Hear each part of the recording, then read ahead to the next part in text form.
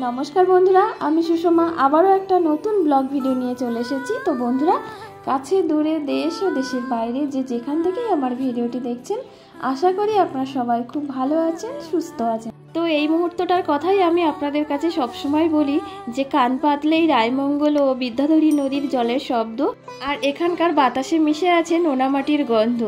বন্ধুরা গতকালকের ব্লগটি যেখানেই শেষ করেছিলাম সেখান থেকেই কিন্তু আবার শুরু করলাম। তো গতকালকের ব্লগে এটাই ছিল লাস্টে যে আমরা দাদাদের জন্য অপেক্ষা করছি, তারপর দাদারা আসার পরে আমরা সবাই মিলে উঠোনে রোদ্দুরে বসে খাচ্ছি।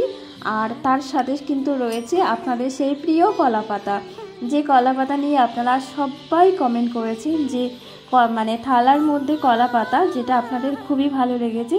তো সেই পর্যন্তই কিন্তু ব্লগটা ছিল।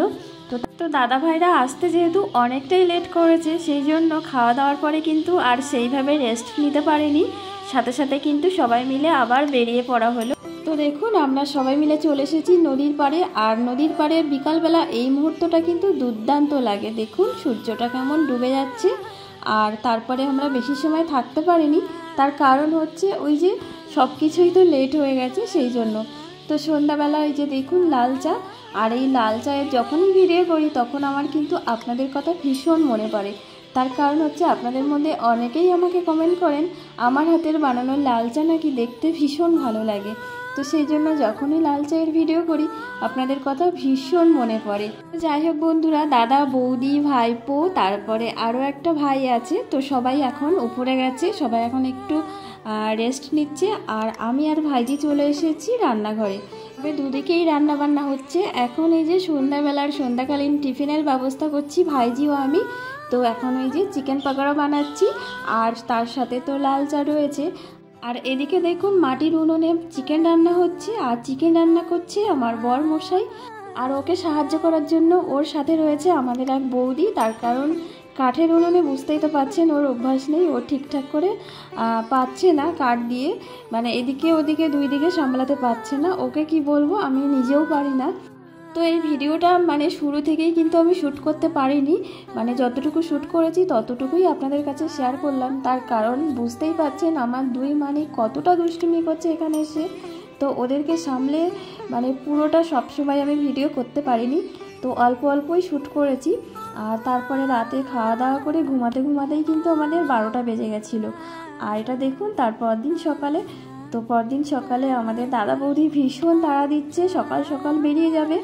তো এখন যে মুহূর্তটা দেখছেন তখন কিন্তু দাদা বৌদিরা ওঠেনি, তবে যে ভাই এসছে পল্লব কিন্তু উঠে গেছিলো। উঠে ও একটু চারপাশটা ঘুরছিল, আর ও কিন্তু ভীষণ লাজুক। তো খাওয়ার সময়ও কিন্তু খুবই লজ্জা পাচ্ছিল, একদমই কিন্তু কিছুই নিতে চাইছিল না। তো যাই হোক বন্ধুরা, এতক্ষণ যাদেরকে নিয়ে এত কথা বললাম, তো চলুন এবার পরিচয় করে দিই। তো এই যে দেখুন দাদা, আর পাশে বসে আছে বৌদি, আর এই হলো ভাইপো, আর একটু আগে যার কথা বলছিলাম পল্লব, এই যে ব্ল্যাক কালারের টি শার্ট পরা আছে, এই হলো পল্লব। তো আমি এই কারণেই পল্লব বললাম যেহেতু আমাদের বাবুর থেকে ছোট, সেই দিক থেকে ভাই আবার সম্পর্কে দেওর হয়, তো সেই জন্যই কিন্তু আমি পল্লব বললাম। তো পল্লবের যেমন লজ্জা, পল্লব তো লজ্জা করে খাচ্ছে না। আর দাদা ভাইয়ের কথা কি বলবো, দাদা ভাই তো অর্ধেক জিনিসই খায় না। তো এবার বলি বৌদির কথা। তো 5 বছর ধরে আমরা কাছাকাছি থাকলেও কিন্তু বৌদির সাথে সেইভাবে আমার দেখা হয়নি, তার কারণ আমি বাড়িতেই থাকি। তো ওই বছরে একবার করে মানে দুর্গাপুজোর সময়ে দেখা হয়, তাছাড়া কিন্তু সেইভাবে বৌদির সাথে আমার দেখা হয়নি, সেইভাবে অনেকক্ষণ ধরে কথাও কিন্তু হয়নি। তো এই প্রথমবার কিন্তু বৌদির সাথে কিন্তু অনেকটা সময় কাটিয়েছি। তো বৌদিকে তো আমার ভীষণ ভালো লেগেছে, শুধু আমার না আমার বাড়ির সবারই, আমার বাবা মা সবার খুব ভালো লেগেছে। তার কারণ বৌদি ভীষণ মিশুকে আর ভীষণ ভালো, মানে ভীষণ ভালো আর কি, এক কথায় খুবই ভালো। তবে কি বলুন তো, বৌদির সাথে সবসময় দেখা না হলেও দাদার সাথে কিন্তু মাঝে মধ্যে দেখা হতো।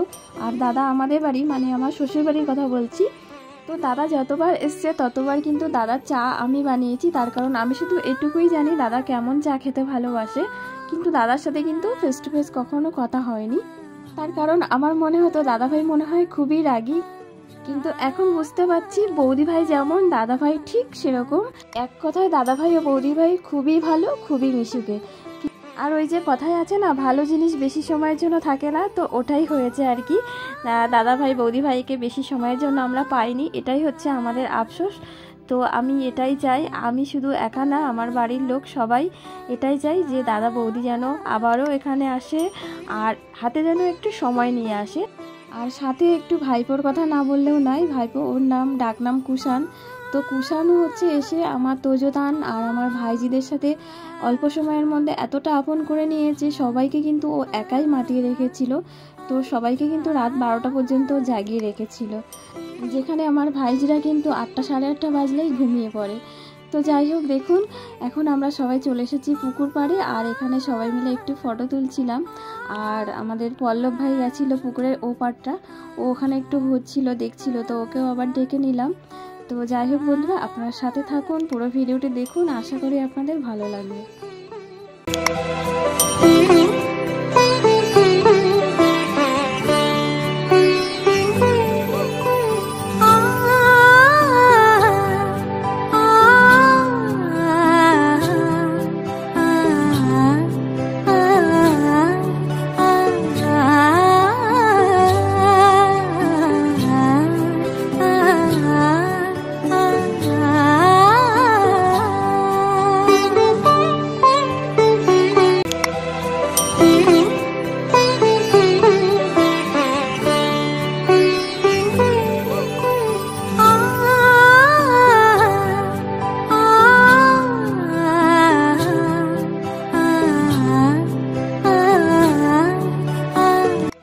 মনটা খুবই খারাপ লাগছে, তার কারণ গতকাল যখন দাদা বৌদি এসেছিল তখন কিন্তু খুব আনন্দ হচ্ছিল, আর আমরা সবাই অপেক্ষা করছিলাম দাদা বৌদি এই বুঝি এসে গেল।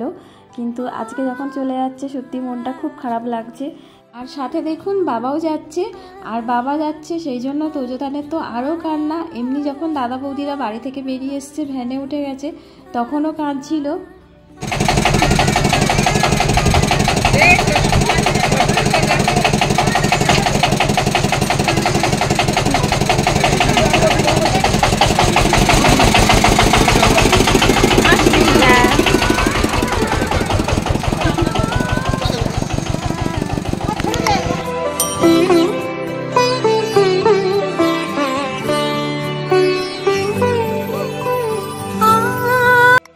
বন্ধুরা আমার কিন্তু খুব ঠান্ডা লেগে গেছে, গলার অবস্থা খুব খারাপ, খুব কাশিও হচ্ছে।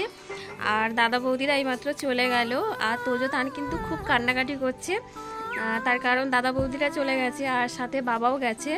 তো সেই জন্য আগে আপনাদের কাছে শেয়ার করেছিলাম মডেল পার্ক আছে, তো বাবা ওই পর্যন্ত যাবে।